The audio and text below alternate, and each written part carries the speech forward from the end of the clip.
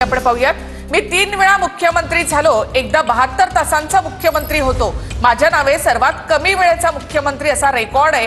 अजितदादांच्या नावे सर्वात कमी वेळेचा उपमुख्यमंत्री असा रेकॉर्ड। राष्ट्रवादीच्या कार्यक्रमात फडणवीसांची जोरदार फटकेबाजी।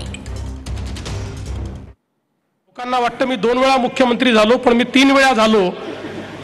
एकदा 62चा मुख्यमंत्री मी होतो आणि अजितदादांच्या नावाने तर रेकॉर्ड काय आहे, सगळ्यात जास्त वेळा उपमुख्यमंत्री होण्याचा आणि सगळ्यात कमी वेळाचा उपमुख्यमंत्री होण्याचा देखील, आणि माझ्याही नावे सगळ्यात कमी वेळाचा मुख्यमंत्री होण्याचा देखील रेकॉर्ड आहे। कारण आम्ही दोघेही 72 तास त्यावेळी राज्य चालवलं।